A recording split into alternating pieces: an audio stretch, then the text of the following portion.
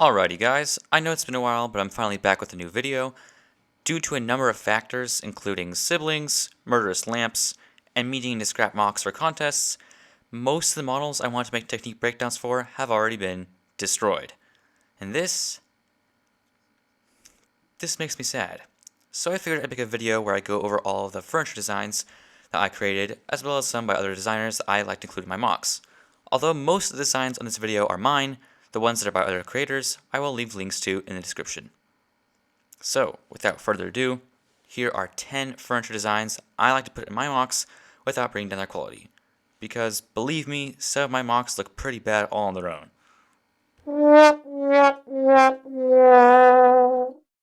Starting off strong, we've got this beautiful chair design by Miss Elena Builds on Instagram and Flickr.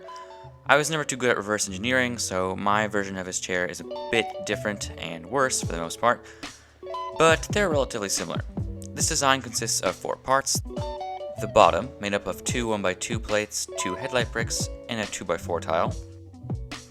The armrests, made up of 1x2x2 frames and 2 1x2 tiles, one placed diagonally across the frame. And a back part that holds these 3 together, built from a 1x4 plate, a inverted slope, and a 1x2 T-slope. Now that we've got all the pieces built, we can easily connect them together. First the frames, and then the bottom.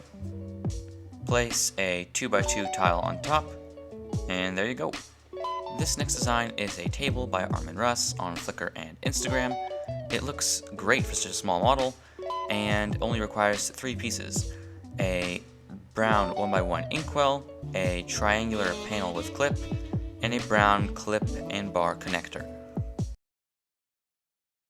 Although it's not necessary, if you build a couple of these and place them close together, it looks fantastic as well.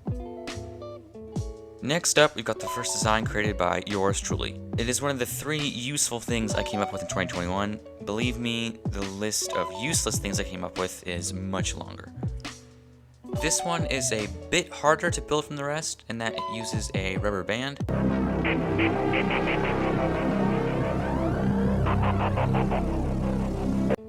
But it's still fairly simple, so there's no need to worry about anything.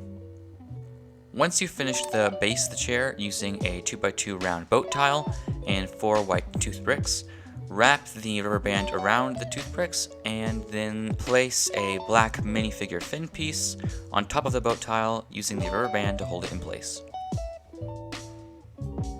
This is actually pretty hard to do, so don't be disgruntled if it doesn't work the first couple of times.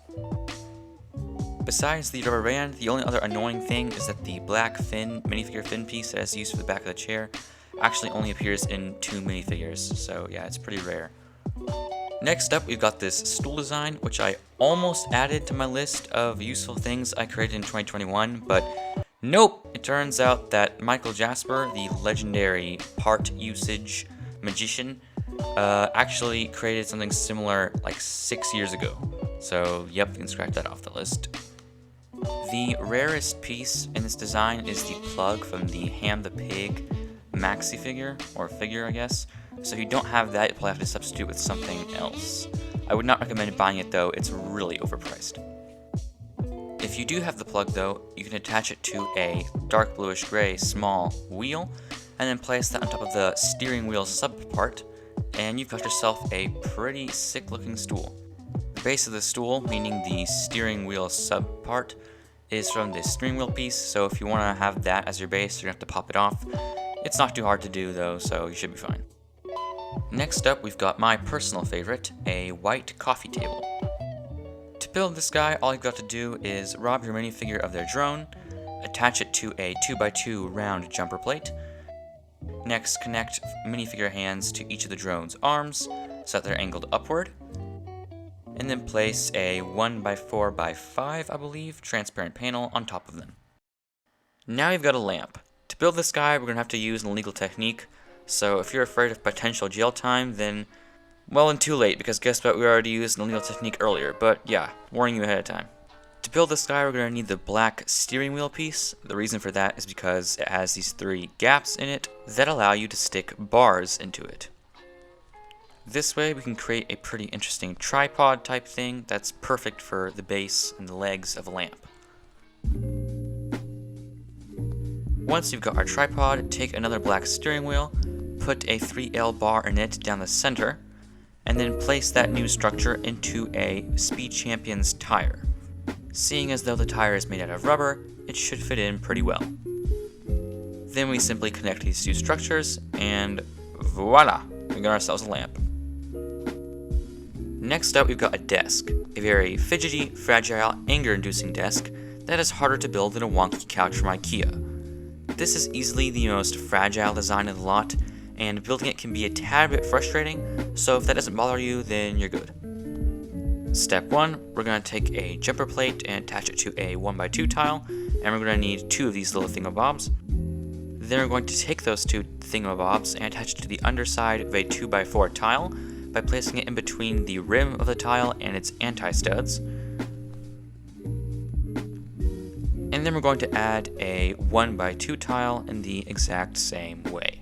Once you've done that, we'll take 2 doors from Lego cabinets, 2 transparent doors, or whatever color you want, and slide them down the 1x2 tile using the hole that is in their front. For those of you who did not understand my amazing description of that piece, here's a closer picture to show what I'm referring to. Flip that structure over, and you got yourself a nice desk for your minifigures to make MOCs and or make videos on. Next up, we've got another coffee table, and this one does not use any rare pieces at all, so just anyone can make this. So if you don't have a lot of bricks or just starting out, this should be perfect for you, but it still looks great, so yeah, here we go. This table is made out of 2 parts, meaning the legs and then like the table itself. To make the legs, we're going to need 4 minifigure arms, 2 left arms, 2 right arms, as well as a minifigure roller blade. Using the roller blade's 4 wheels, we can easily attach each minifigure arm using their hands to each separate wheel to achieve 4 legs. The end effect should look something like a spider. And okay, not really, but you get it. Next, we take 2 2x4 tiles, place them upside down next to each other, and connect them using 1x4 plates that are placed across from each other. Then in between them, we put 2 1x2 plates, and in the middle, in the gap that was created by these plates, we place either a 2x2 round plate or a 2x2, just a regular 2x2 plate. It really doesn't matter. And we got ourselves the top of our table. Then we just connect these 2 parts using the stud on the roller blade, and you got yourself a nice little coffee table for your minifigures. This next design is also a table, however it's a lot smaller because it's meant to be a bedside table. It's very simple, just an upside down 2x2 boat tile with 4 legs in the form of wands from the Harry Potter line attached to a subpart from a Lego Technic connector piece. The subpart is a little hard to get off, but once you do get it off, it should connect to the wand easily. Once you've connected all the legs, you got yourself a sweet bedside table, as well as a pretty handy weapon if you ever want to take on the servants of the Dark Lord. Harry Potter. You've heard of the Deathly Hallows, such as the invisibility cloak which you now own. However, there's one that seems to have slipped your grasp. The quadruple wand of Hedgehog! So yeah, for whatever reasons you may want it, this table is perfect for a number of things. The only minus about it is that due to its domed shape, it might be kind of hard to place something on it, like a lamp or a teacup in this case. If you want to, you can substitute the round 2x2 boat tile with a regular 2x2 boat tile that is flat.